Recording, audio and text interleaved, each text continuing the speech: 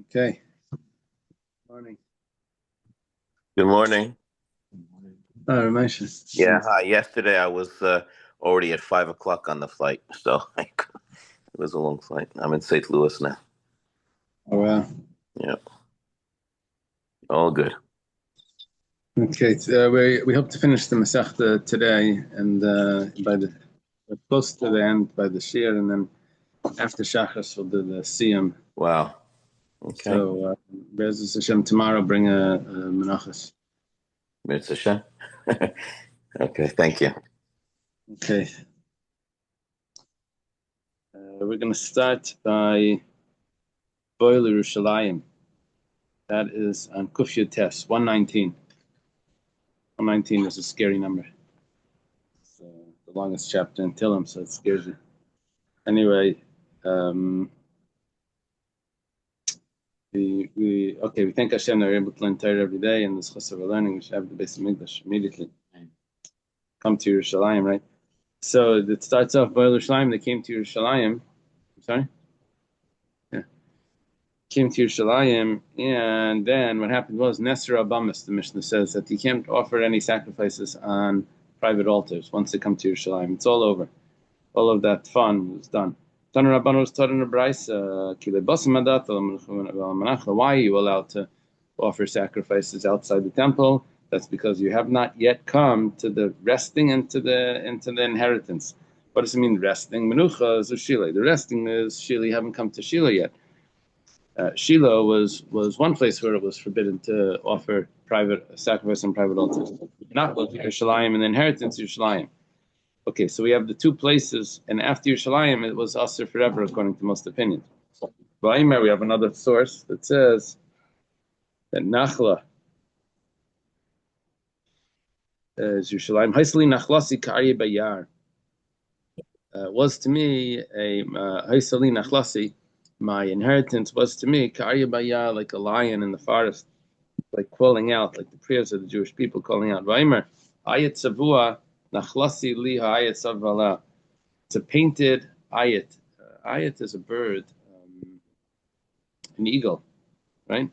Is it an eagle or a vulture? It's like a vulture. It's a type of an eagle. Okay, colored. Now, what happens with a colored bird is that everyone surrounding it wants to. All the other birds try to attack it. Ayat savua nachlasi is my inheritance, which means Yerushalayim is always trying to be attacked. Divrei Rabbi Yehuda. But whatever the case is, he calls it my inheritance, which means that Yerushalayim is called my inheritance. Reb Shimon says, Menuchas, Yerushalayim, Nachlas, Ushili, exactly the opposite. The resting place, the resting is not Shiloh. The resting is Yerushalayim. Inheritance is Shiloh. Nachlas is Shiloh. Va'imar, and we have a source for this. It says, This is my resting forever. This is where I will dwell because I desired it. So, which means that Yerushalayim is called Menucha. Another source for Reb Shimon. Oh, and we know that it's talking about Yerushalayim because the pasuk before that says that Hashem chose Tzion, a desiring place to dwell. The Gemara says, it makes sense according to the one that says that Menucha is referring to Shiloh, resting is Shiloh, and Yerushalayim is inheritance, and that's why the order of the pasuk is chronological. First they came to Shiloh, then they came to Yerushalayim. It says Ela Menucha v'Ela Nachla.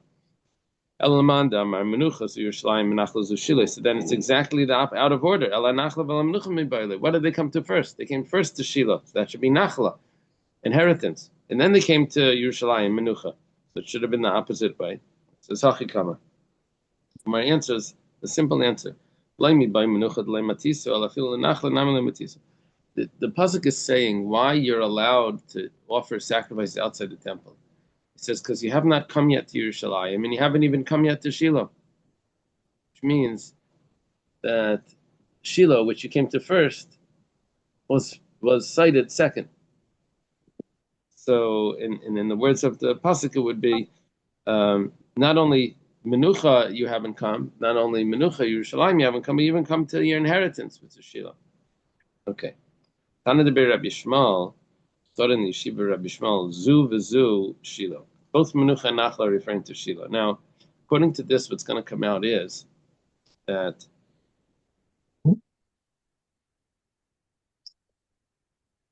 what happens after Shiloh?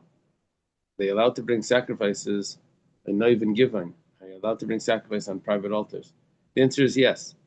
Rashi quotes because he says that even after the time of the Beis Hamikdash, Rabbi Shmuel held that you're allowed to bring a sacrifice outside the temple, outside, because he held kedusha rishona like kitcha l'shaita. It was only the holiness of Yerushalayim was only holy while it was intact. After it was destroyed, it wasn't holy anymore, which means that what stops you from bringing sacrifice outside Yerushalayim doesn't exist. So therefore, even before Yerushalayim, after Shiloh, you also were permitted to bring sacrifice outside. That's the opinion of Rabbi Shmuel. He says once you come to Shiloh, you can't. After Shiloh, you can. Beis Hamikdash, you can't, and after Beis Hamikdash, you can again. You're allowed to. Rabbi Shimon ben Yochai Yerushalayim. Shimon ben Yochai says that both of them are talking about Yerushalayim, which means that you are allowed to bring sacrifices outside the temple, outside the tabernacle, even during Shiloh. There was no prohibition in Shiloh. Those are against everything that we learned. According to the opinion that says Menucha is Shiloh. In Nachla is Yerushalayim, that was the first opinion, the Tanakama of the Brisa. That's the opinion of Rabbi Yehuda. The opinion of Rabbi Yehuda. So then, we understand the order of the pasuk. It's in chronological order. Menucha, resting, and then Nachla is inheritance. According to the one that says Zu v'Zu Shiloh, but this and this is Shiloh, Zu v'Zu Yerushalayim, or if it says this and this is Yerushalayim. Who are those opinions? First opinion is Rabbi Shmuel. The second opinion is Rabbi Shimon ben Yochai. Menucha Nachla. It doesn't have to say ella menucha ve'ella nachla. It could just say menucha nachla, resting inheritance, because it's the same place. According to that opinion, menucha nachla is the same place. It's just two descriptions for the same place. It doesn't have to say and. Umar says kasha. Okay, that's a question. It works out well. It makes sense according to the one that says this and this is Shiloh. That's a Reb Shimon ben Yochai. It says menucha. What does menucha mean? The resting place. The nachu. I'm sorry. Zuvazu Shiloh is not Reb Shimon ben Yochai. It's Rabbi Shmuel. Menucha is the nachu. In Shiloh, what happened? They rested. Nachu mikivash. They rested from conquering. They were fighting a battle for 7 years. So after that, they had Shiloh, and they rested from the battle. And nachla, what does it mean inheritance? Nachla zu v'nachla the palgo hasam nachlas, because they divided up the inheritances right after the 7 years of fighting. They had 7 years of division. So Shiloh, which took place after that, is the time when they already had their resting from the battle and also the dividing of the land. Tiksiv vayichalek lahem Yeshua vayashlam girl b'Shiloh al pia lefnei Hashem. That the divisions took place in Shiloh. So that means that's the nachla, that's the inheritance. Yeshua drew lots to divide it up in Shiloh. But according to the opinion that says both Yerushalayim, which is Reb Shimon ben Yochai, I understand why Yerushalayim is called inheritance, because it is your inheritance. Ela menucha, my menucha. What does it mean? Why is it called resting? What resting did they have in Yerushalayim that they didn't have beforehand? It says Menuchas Aron. The Gemara says that the Aron came to rest, because the Aron was in a temporary place. It finally came to rest in Yerushalayim. The Ksiv, the Aron rested. It makes sense if you say that when does the prohibition take place of offering sacrifices outside the temple? That's only in Yerushalayim. But in Shiloh it was permissible. I think Daniel asked this question when we started learning this, maybe like a month or two ago. It says, I'm sorry? Last week. Oh, last week. Okay. Yeah. Okay, it reminds me of the famous Daf Yomi joke. I remember this from 7 years ago. When you used to play joke. So Menayach takes the goat in the mincha and he puts it on the rock for Hashem. Remember, and the angel goes up in the fire. So what's he doing? He's in during the time of Shiloh. He's not allowed to offer a sacrifice like that. So, but if you say that the only time there was a prohibition was when they came to Yerushalayim, then we understand what Menayach was doing. But if you say that this is prohibited already in Shiloh, it doesn't have to be specifically this opinion. The other opinions, we had 4 opinions here. He said it works out well to the 4th opinion. What about the one before that, opinion number 3? The problem is not only opinion number 3, the problem is opinion number 1, 2, and 3. Anyway, Elman was a Shila, Bamas Havasirin, Mabikach Menayach. What does it mean that Menayach took a sacrifice? It says Hirash Shah. That was Hirash Shah. It was a special dispensation that was given temporarily just for that time. Tana Debei Rabbi Shmuel, Reb Shem Meichai, Tamas of Yerushalayim. Yeshiva Rabbi Shmuel changed their way of thinking, different from their own teacher, and they started to learn like Reb Shem Meichai. He convinced them. He came over to the yeshiva and he told them all his pshat. So in the Simanach, if you want to remember what happened here, Mashche Gavra Legavre, the individual drew the population to him, which means Rav Shimei Yochai took the Talmidim of Rabbi Shmuel to agree with him.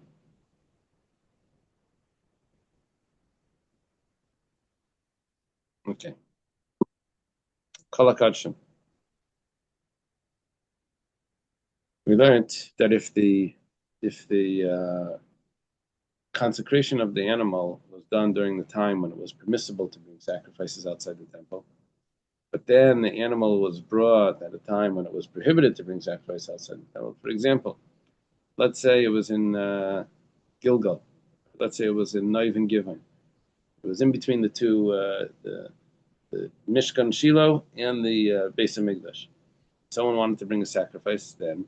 They would be allowed to bring it on a bama. Because there was no temple, there was no Mishkan. So he consecrates an animal. Then the Beis HaMikdash gets built. So he brings the animal and he brings it, instead of in the Beis HaMikdash, he brings it outside the Beis HaMikdash, after it's already built. So we said that that's a prohibition, but there's no kares there. Because it was consecrated when it was permissible. So Amar Rav Kana, Leishanu, when do we say that there's no kares? Leishanu ela b'shchita, that's only by the slaughtering of the animal. Avabala, but when you offer the animal up, then that's a different story. Then this kares nam mechayev. It's going to be kares. So basically, if you're going to finish the sacrifice, you're going to be in trouble. My time, what's the reason why he says this to Makra? Because the pasuk says v'aleim taimar. It says to them you should say. Now it says about kares. What we're saying is alasmuchem taimar, because there's two. We went through this at length when this is a month ago. That there was a difference between the two chapters, 2 paragraphs in the Chumash about the slaughtering it and then the offering it up. So since it says they're right next to each other, and the kares it says about offering it up, so we're going to say now that because it says v'aleim taimar, and we're saying v'aleim is like regarding what we just said, that there's going to be kares. So even though there's no kares by the shechita, but there's going to be kares by the offering. Maybe it was called the hekesh. Maskefla Rabba has a question on this, like we asked last time when we learned this. It says miksev v'aleim taimar. Does it say with the ayin v'aleim? That means next to. Aleim ksev. It says to them. It's talking about to the Jewish people with an aleph. Aleim means to them. Okay. Right. Another question. It says Tanya. There were 4 rules that Reb Shimon gave when it came to sacrifices outside the temple. Let's say they were consecrated at a time prohibited, like during the temple. Sorry. V'shachat behela b'shas bamis, and then it was also offered b'chutz. That's the worst. There's a violation of positive, violation of negative in this kares. Second rule.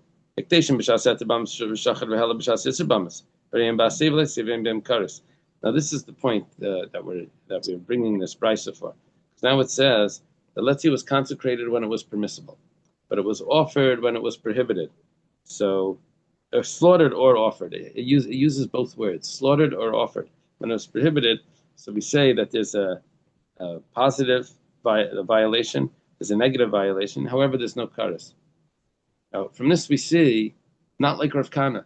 Rav Kana said that there was no kares only by the shechita, but by the offering there was kares. Here we see that there's no kares by the shechita or by the offering.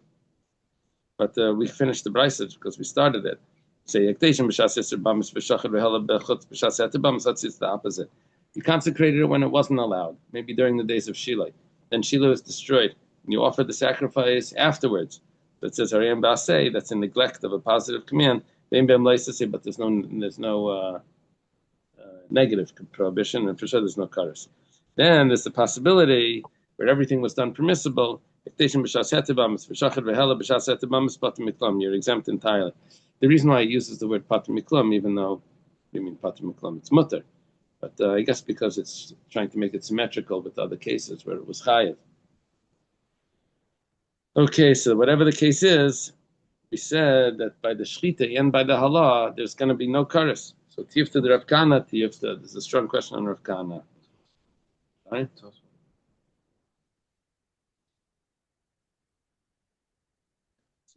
Maybe.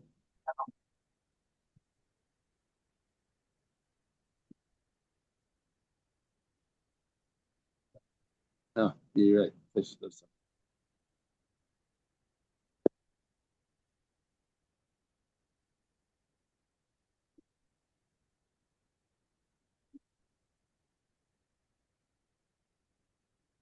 Taisus gives a different answer. Hill is pointing out. Taisus talks about it, and he doesn't like my answer. So he gives a different answer, but it's slightly complex because let's do it with the Gemara later. Okay. Now we learn Ve'elu Kachin. We ask, what's the difference between sacrifices that are brought on the private altar or on the public altar?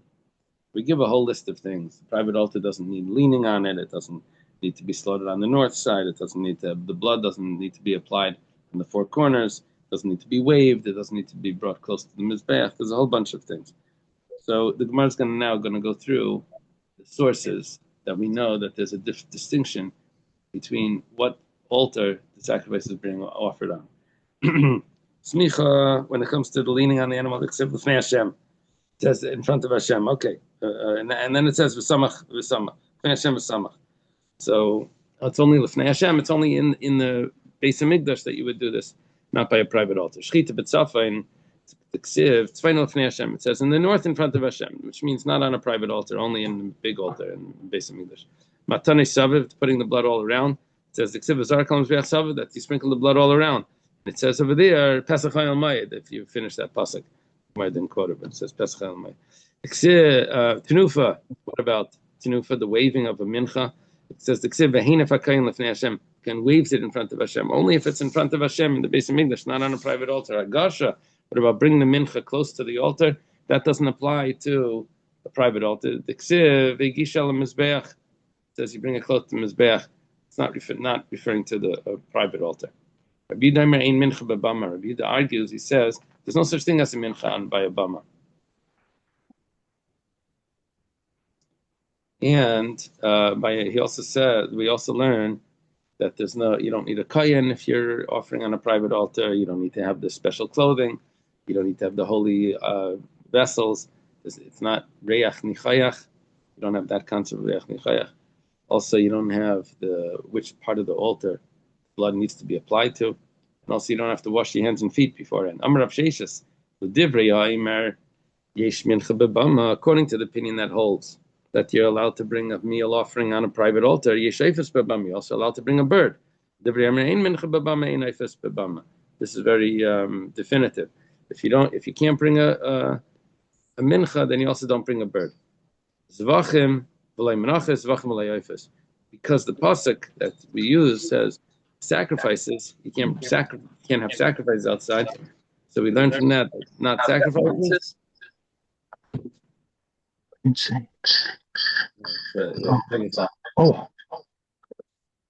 Still insane.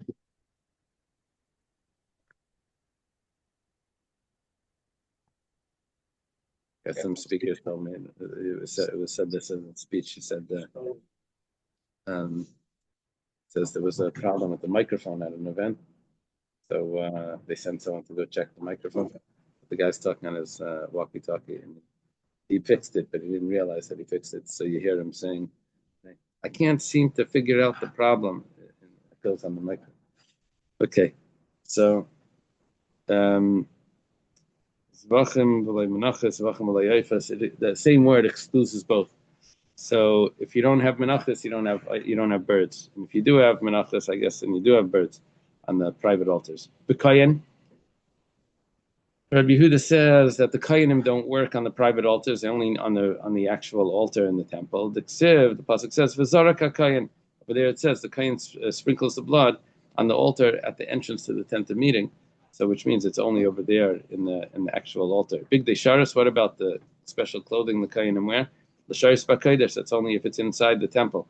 Klei sharis, that you need the holy vessels, the service vessels. It says asher yishar sabam b'kodesh. We're just quoting verses that prove that these things only apply in the actual temple, not on private altars. Reach nichayach. Quick question. So why is it that Kohanim can bench us, even though it's Israel daily, when the Kohanim seem here to be so limited? I guess it's not considered the same type of service. A different type of service.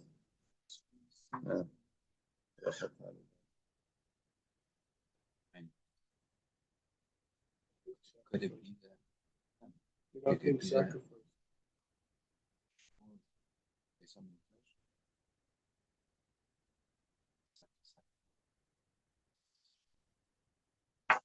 Next, we're gonna have sacrifices on the bema downstairs. Oh no, but so once it's accept sacrifices, then we can just say maybe the shul listen to Beis Hamikdash, and there's a distinction between sacrifices. We don't need to come on to that, right? Okay. Reach nichayach. What about reach nichayach? It says specifically reach nichayach laHashem, which means not on the bama. What is the significance of reach nichayach?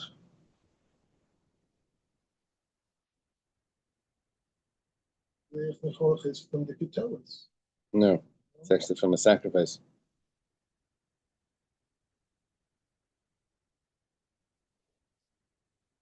We learned it before. I just don't remember what we said. What was the significance of when you're allowed to? What is it? What are you doing different if it says reach nichayach or if it doesn't say reach nichayach? It has to be that first burn on the altar that brings the smell. If it's already had that, then it wouldn't. 29. The first half of the verse mentioned the kain. Okay, no.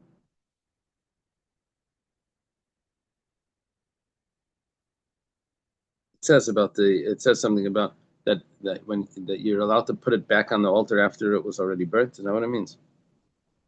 No, that if it was previously roasted, you wouldn't be allowed it. Oh, yeah, you would be allowed for the bama.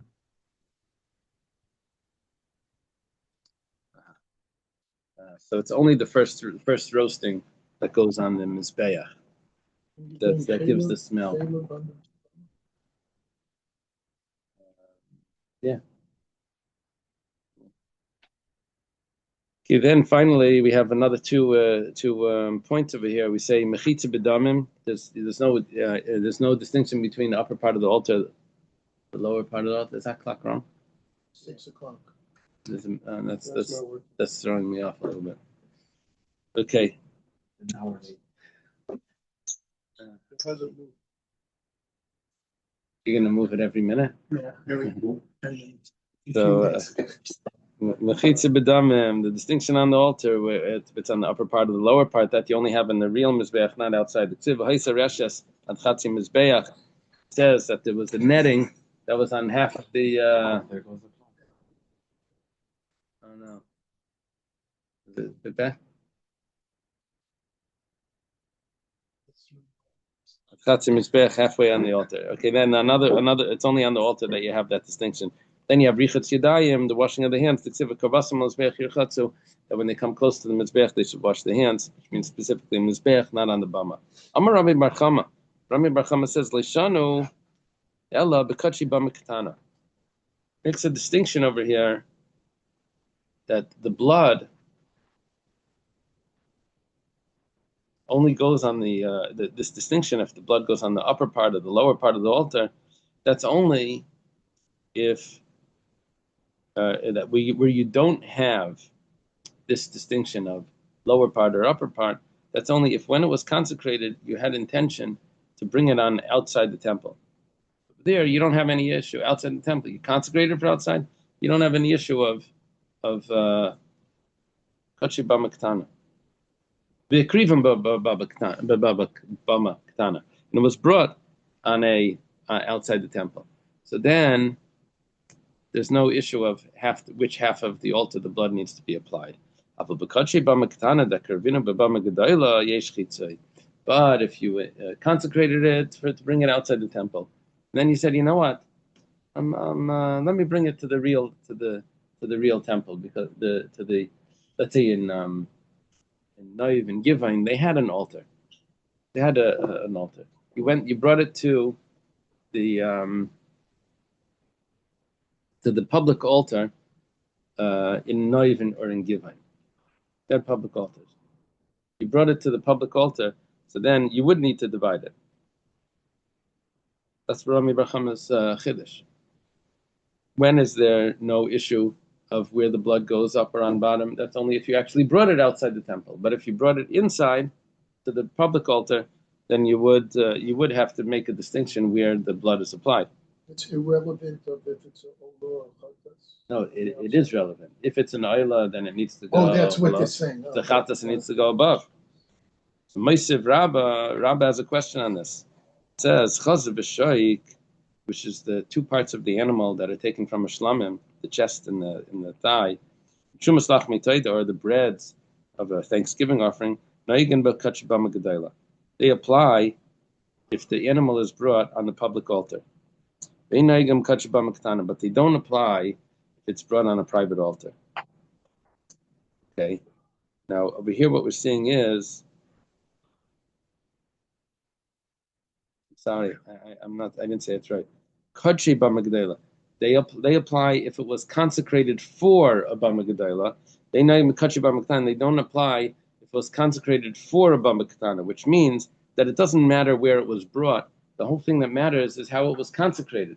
So why is Rami Bar Chama telling me that even if it was consecrated for an outside altar, and then you bring it on an inside altar, then you need to be careful to bring it above or below the line? But we see over here by the chazav v'shoika, the taida, that the only thing that matters is how it was consecrated, not where you brought it. This is Ema, so you know what we can do? We can adjust this brisa that he's quoting, and we can say, Nayigin b'bama katana, not b'kadshe bama gedayla. If it was consecrated, Nayigin, you drop the word kadshe, b'bama gedayla, on a public altar. Doesn't matter how it was consecrated. If you're bringing it on the public altar, you have to do the public altar activities. Nayigin b'bama katana. We drop the word kadshe, which means how it's consecrated, and we just have the way it's actually brought. That makes a distinction. Ikad Amri, that those that learn Rami Bar Chama a little different.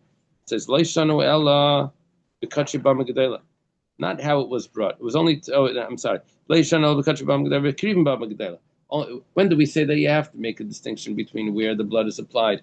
That's only if it was consecrated for the bama gedayla and it was brought on the bama gedayla. B'kachi bama katana, afagav the krivim bama gedayla, ein chitz. Exactly the opposite of what Rami Bar Chama said.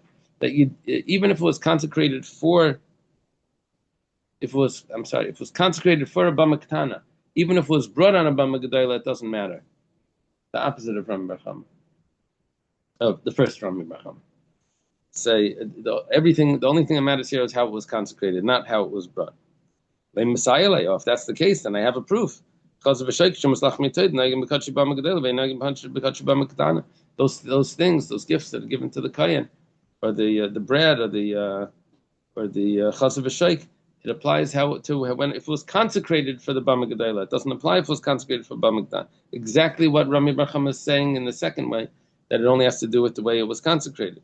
Gemara says, well, it's not a strong proof because Ema, we could adjust the brisa to say that it's not a proof to you, because noig and bibba magdala vein noig and bibba matana, noig and bibba magdala vein noig and bibba matana, that it depends on how it was brought.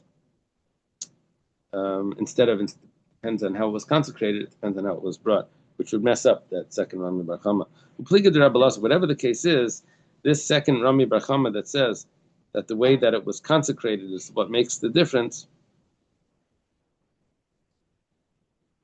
It argues on what Rabbi Lazar says, because Rabbi Lazar oilas bamas yachid, an oila that was consecrated for a private altar, shechnisa b'fnim, that you went and took it inside, kaltua mechitzas l'chal davar, all the halachas of the bama gedola apply. It gets absorbed by the temple walls, and it has all the new halachas. Which means that how it was consecrated doesn't matter. What matters is the way it was brought, which is not what Rami Bar Chama said in his second version. Second version, he said the way it was consecrated matters, not the way it was brought. And according to Rabbi Lazar, it's the way that it's brought that matters. Yeah, not two people, Rami Bar Chama, two statements, two versions of what Rami Bar Chama said. Yeah. Boy, Reb Zera. There's a question. What's it called? Elevation offering that was consecrated for an outside altar, that you then brought it inside. Okay, you're being extra from. You consecrated it for the outside, but you brought it inside, and then you brought it outside again.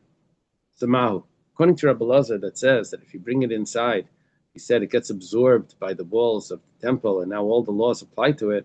So what happens now? And therefore, once you brought it in, then it gets absorbed by the walls, and now it has all the new laws of the Bama Gedola, and you have to bring it back inside. Or maybe, no. If you were going to offer it inside, it would have that. But you brought it out inside, and you brought it outside. Maybe it's fine outside. You can bring it on a Bama Ketana. So when you brought it inside, you were with Makri. No, you didn't ola it. That's right. That's what we're asking. We're asking if bringing it in, the status changes, and now you have no option of bringing it back out. That's because we learned before once ola in low order. Oh, very good. So the Gemara and Dr. Stein have the following comment. Says.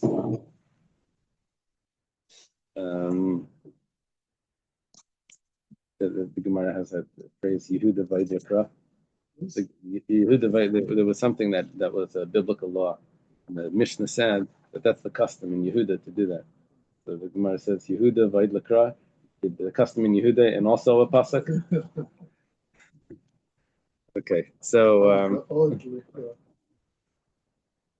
Gemara says now, Lav Haina, what you just asked me, who asked this question? Reb Zera. What Reb Zera just asked. Says L'chayra, that's beflukta the Rabba Rav Yosef the Tanan. It's actually a machlekes between Rabba and Rav Yosef. Now the version of this is okay. Let's see. You'll see it gets a little confusing. It was taught in a Mishnah in Meila. It says Kachi Kachim Sheshachtim Badarim. If a very holy sacrifice, which is supposed to be sacrificed on the north, sacrificed on the south, it says Mayalim Behem. There still is Me'ilah, and it's not considered like a sacrifice that just died, where there's no Me'ilah. In other words, it's considered acceptable. Ibaylo. However, they had a question. Yardu Mahushiyalo. Now they switch it differently. They say it exactly the opposite. They say Olu Mahushiyardu.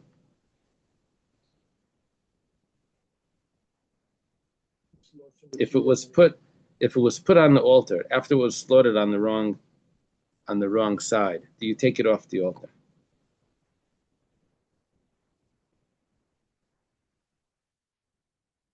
So it's machlekes. Rabba malayalo. Rabba says you don't bring it up, which actually the Yersa they changed it, which means you take it down. Rabba says you take it down. Rabbi Yosef says you bring it up, which they switch it to mean that you don't take it down. So according to Rabbah, he would hold that sacrifices that were supposed to be on the north, that were sacrificed on the south, that went up to the Mizbeach, have to be removed from the Mizbeach. So too, we would say that a sacrifice that was slaughtered outside,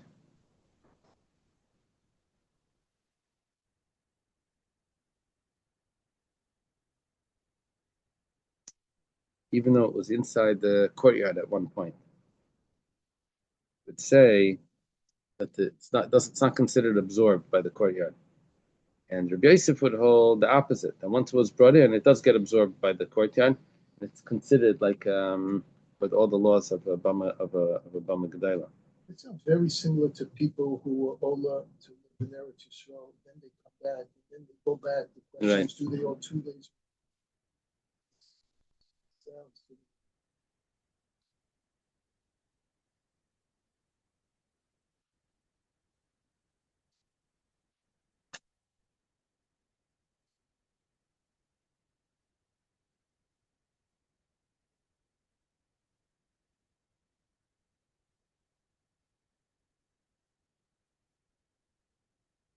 The word is, if it was slaughtered on the wrong side, according to Rabbah, it's considered just like it was choked.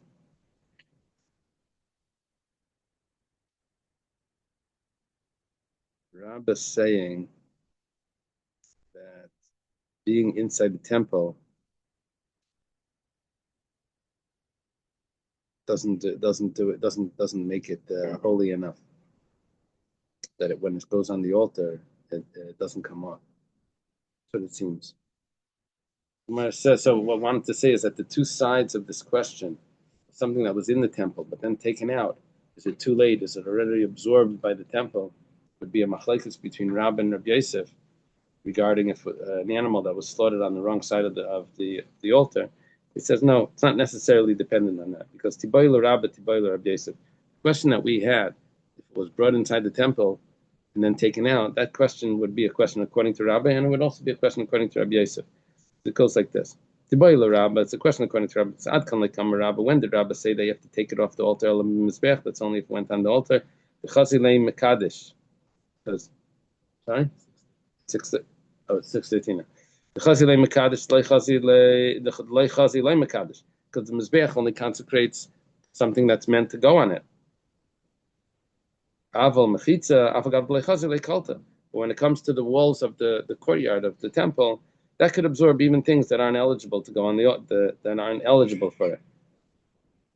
So, which would mean, even if it's slaughtered outside, it could be the walls of the Azara already give it a certain status that you need all the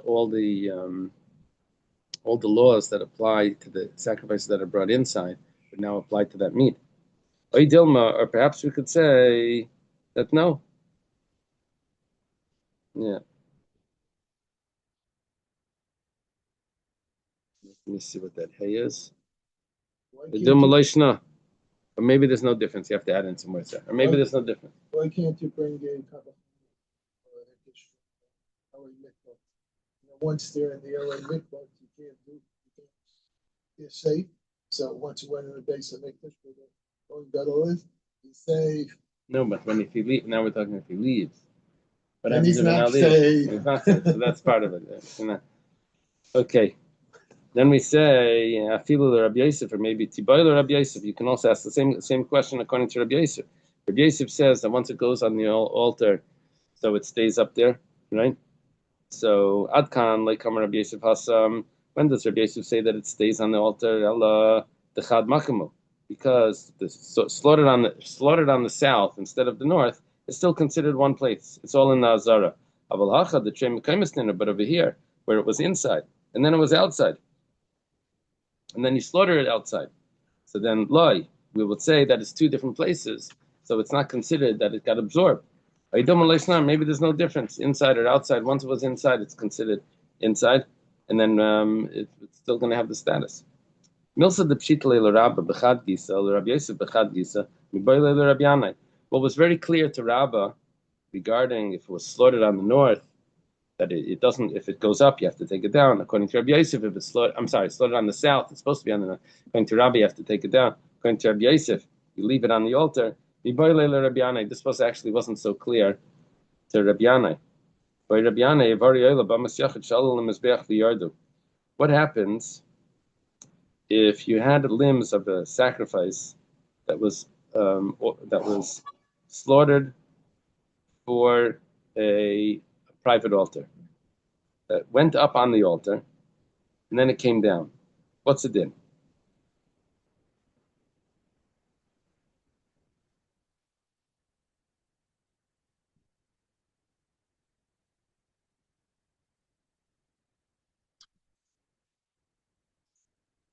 I guess the comparison here is that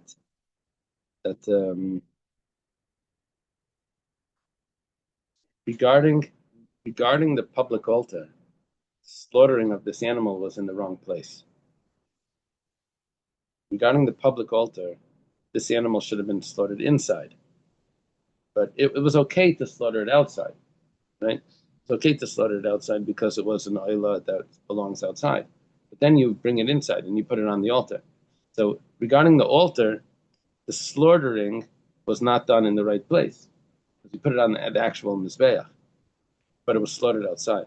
But it was acceptable outside, but just not to put on the altar, right? Because it was oilas b'mas yachid. It was consecrated for outside, and then you went ahead and you put it inside. So the question is, what's going to be the din if it goes on the altar? Do we take it down or not? So this is very similar to the question of if it's slaughtered on the south. Both of these cases was slaughtered on the wrong place, but then gets put on the altar.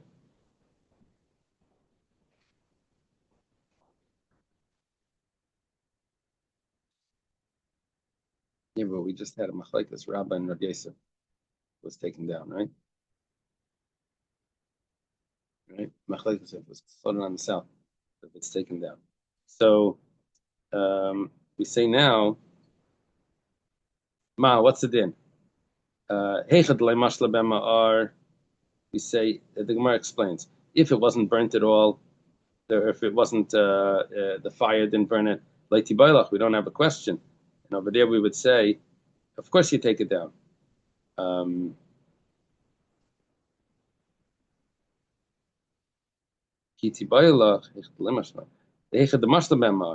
the fire did start to burn it, what's going to be the din? Do you take it down or not? And so 1 second, it seems to be saying the opposite.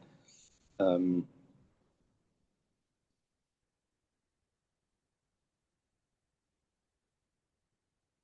me see your Gemara.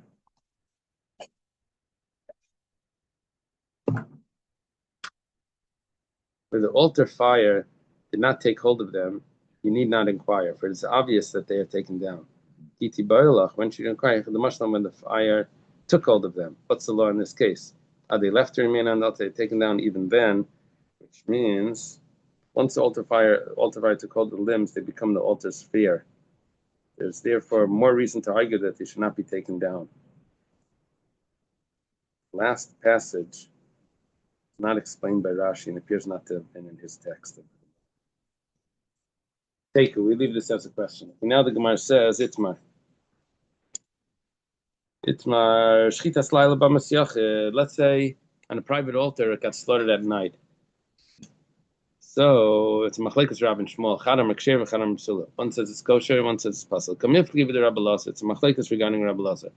The Rabbi Lazar Rami Krayada. The Rabbi Lazar, he posed a contradiction between the verses. One pasuk by Shmuel says, "Vayomer begadatem goylu elai hayayim even gedayla."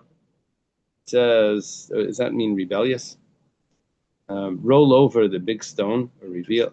What is it? How to translate it? You acted. What is it? You acted treacherously. Yeah. And uncover or roll over the big stone, which means that Shmuel was telling them that they were going to bring a sacrifice. And it says hayayim. It says today that even though it was going to be outside the temple, but it needed to be by day. Uksiv vayem shal putzu ba'am.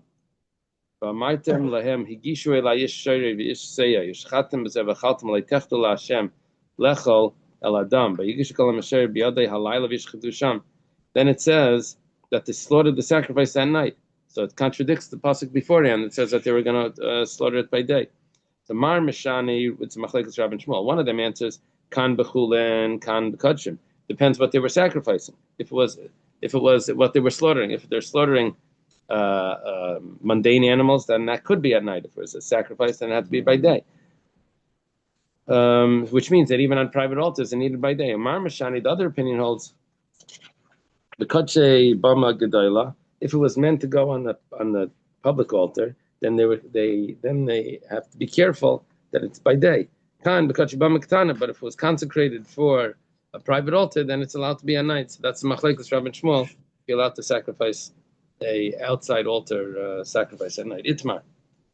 Oilas bamas yachid, an oila of a private altar. Rav Amar ein tu nefesh v'nituach. Rav says it doesn't need to be skinned and cut into pieces like a regular oila. This is totally different. Rabbi Yechanan says no, even though you're bringing it outside the temple, but it still has mainly the same laws. What Rabbi Yechanan and Rav are arguing about is in a statement of Rabbi Yossi Glili. The Tanya was taught in a brayso. Rabbi Yossi Glili, when the Jewish people brought their sacrifices before the giving of the Torah in the desert, it doesn't need to be skinned and cut into pieces. No one needs to be skinned from the Elmaid and onward. Mar Sabar Me'el Maid Veilach. So Rabbi Yechanan holds from the tent of meeting and onwards. Leishna Bamagadela, Leishna Bamagatana. Doesn't matter if it's a public altar or private altar. Mar Sabar Bamagadela and Bamagatana lie. And Rav holds that's only in the public altars, but not on the private altars. Okay. Tani Kavaseder Rabbi Yechanan. There's two ways of looking at that. That before Matan Torah, they didn't have to skin it, but after Matan Torah they do. What does it mean? When it says, basically it says, "Ein hefshim tuach mi oil mayed ve'elach," from the oil mayed and onwards. Does that mean in the temple, or does it mean after the temple? Yeah, but outside the temple, not. That's the possibility. Tanikav Seder Rabbi Yechanan can bring a raya that supports Rabbi Yechanan that says that it needed to be exactly the same way that it was done in the temple. Devarim shebein bama gedel bama ketana. What are the differences between a private altar and a public altar? It says keren kebesh v'yisoid b'ribua. You need to have corners on the altar. You don't need to have on the private altar. You don't need to have a ramp. You don't need to have a foundation. It doesn't need to be square. The bama gedela. That's only by bama gedela. Vein keren v'yisoid v'kebesh v'ribua b'bama ketana. But it doesn't need to be so by the private altar. Kiyar v'kanai, the wash basin, in the base of it, that's b'bama gedela. That's only in the public altar. And kiyar v'kanai b'bama ketana, but you don't have that in the private altar. Chazav v'shoik b'bama gedela, and chazav v'shoik b'bama ketana. You only have the gifts to the kayan of a shlamim by the public altar, but not by the private altar. Now he goes on to say, what about the things that are similar, that are comparable? Not the contrast. The first part was the contrast. What's comparable? It says shchita b'bama gedelo ketana. You have to slaughter. This is what we were looking for. The skinning and the cutting it up applies to both. Dam mater, the blood allows the flesh to be eaten after it's sprinkled. Umefagel, also if he has the wrong thoughts, that's b'gedelo ketana. That applies to both altars. Mumen uzman b'gedelo ketana. And also, if it has a blemish, or the amount of time you have to eat it, that also applies to a big altar or to a small altar. Okay, let's leave the last piece. We'll learn the last piece now till we'll save it for after davening. Yeah, to see him, we'll finish it. Okay, have a good day. Shukayach. Shukayach to everyone. Oh yeah, thank you. I think there's a breakfast downstairs, right? Be a breakfast after davening. Okay. Mazel tov. Yeah, we'll finish it after that. Okay, mazel tov to everyone.